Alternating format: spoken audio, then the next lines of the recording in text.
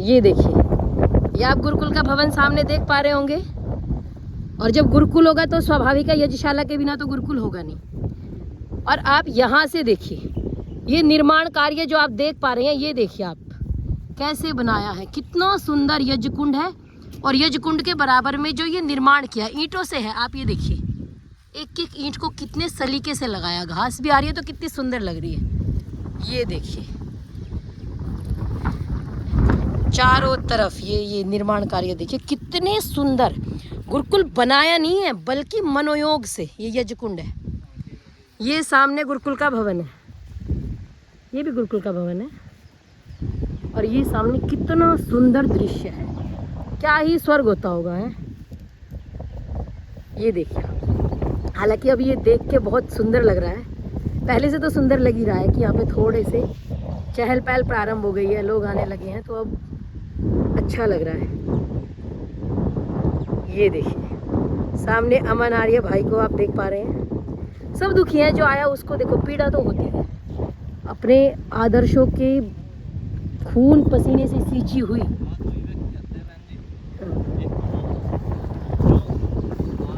अच्छा, दो ही तरह के व्यक्ति यहाँ आते हैं, कौन?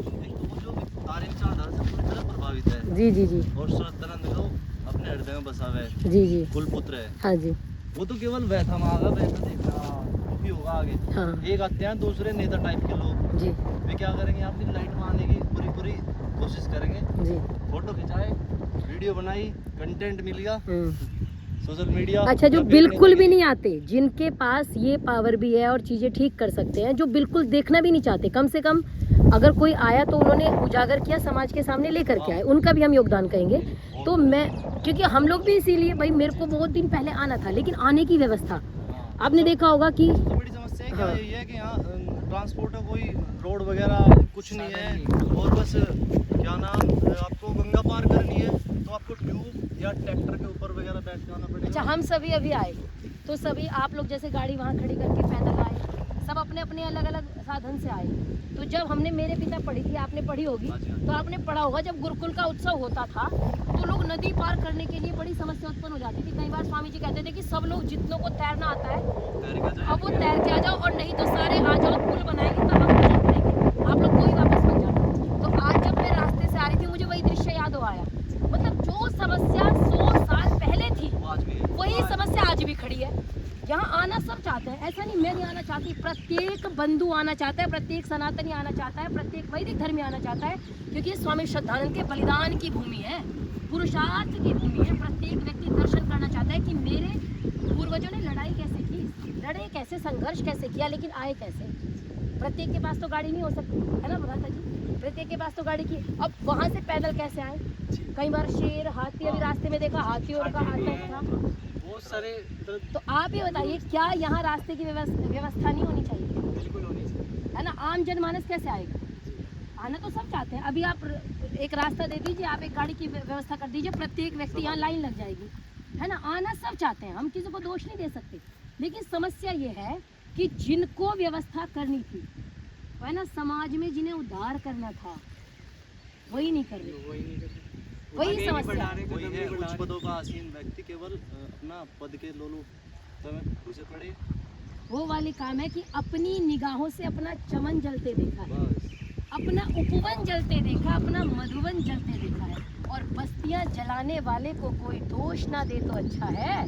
हमने तो अपने ही लोगों से अपना आंगन जलते देखा है, हमने तो घर के चिरागों से घर का आंगन जलते देखा है। तो मैं सभी से अनुरोध करूंगी कि जितने भी आर्यजन हैं, जितने भी सनातनी हैं, जितने भी वैदिक धर्मी हैं, मैं सबसे कहती हूँ, वो वाली बात है ना कि कौन कहता है आसमान में सुराख नहीं हो सकता, एक पत्थर तो तबीयत से उछालो यारो। एक बार आप आओ तो सही, आप जैसे भी आओ, आप जैसे आज इतने सारे भाई, वहाँ 3 लोग खड़े हैं, वहाँ 2 बहनें हैं, यहाँ हम सब हैं, अभी गौतम खट्टर भाई हैं, प्रधान जी हैं, वेद भूषण जी हैं, बहुत सारे लोग हमारे साथ आए हैं। तो ऐसे ही अगर हम आना प्रारंभ करेंगे तो मजबूर होके लोगों को हमारी बात मान के यहाँ व्यवस्था करनी पड़ेगी। इस भवन को जीर्ण शीर्ण अवस्था में छोड़ के, जिनके पास भी जो भी आपकी जिम्मेदारी हो, सब अपने कर्तव्यों को समझे, और कम से कम दर्शन करने तो पुण्य भूमि आए। आप देखें तो सही कि पंडित लेखराम जी, रक्त साक्षी पंडित लेखराम, स्वामी श्रद्धानंद का एहसान तो हम जिंदगी भर नहीं उतार सकते। वो व्यक्ति हैं जिन्होंने अज्ञान से या फिर प्रलोभनवश जो हमारे भाई चले गए थे, जिन्होंने धर्मांतरण कर लिया था, उनको लाने के लिए शुद्धि सभा की स्थापना की थी, लाखों लोगों की घर वापसी कराई। उन स्वामी श्रद्धानंद के भवन की स्थिति देखिए, आज हम कितने लगेंगे, हम तो संभाल नहीं पा रहे। तो मैं सबसे यही कहूँगी कि आप आइए और इस पुण्य भूमि के दर्शन कीजिए, और सभी लोग हम मिलके करेंगे। वो वाली बात है, एक अकेला थक जाएगा, मिलकर हाथ बढ़ाना। अगर आप मिलकर के चलेंगे तो निश्चित रूप से परिवर्तन आएगा। एक पत्थर तो तबीयत से उछालो यार।